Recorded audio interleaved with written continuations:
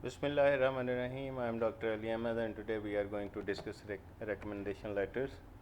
Recommendation letters are written when you or when someone is about to get a promotion, or when someone is applying for a new job, or when someone needs a nomination from you, or when someone has applied for scholarship and you are his or her supervisor or senior, and when someone needs your reference to use it for a certain reason, then you will write a letter of recommendation for that person. You yourself may need a letter of recommendation from your officer, teacher, or senior fellow, or you as a senior fellow may need to write it for someone else.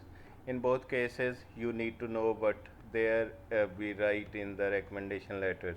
In the introduction, it is very necessary that when you are writing to an organization, when you are writing to a university, a job provider, or things like that, it is very necessary that you explain your position first and then explain relationship with the person you are writing about, and then you should need to write the length of relationship with that person, and when then you have to introduce your applicant, the person whom you are recommending for a certain thing, and then you have to mention the position, scholarship, or award for which you are recommending a person. When you have done so, after that you have to give detailed information about the person you are recommending in this letter. For example, you have to write examples of applicants' job performance.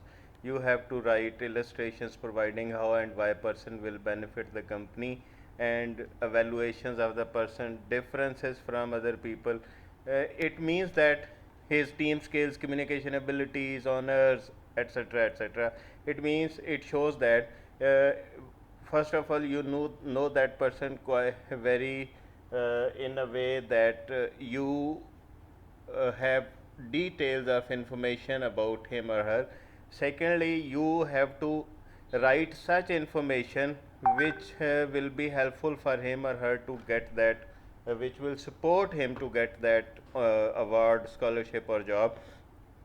You have to mention achievements of that person. They may be listed from the listed achievements here, or they may be other than these achievements, but you have to take this into consideration that the achievements that are relevant to the post applied for, relevant to the scholarship applied for, relevant to the award applied for, they must be mentioned first, and then you can list other achievements as well.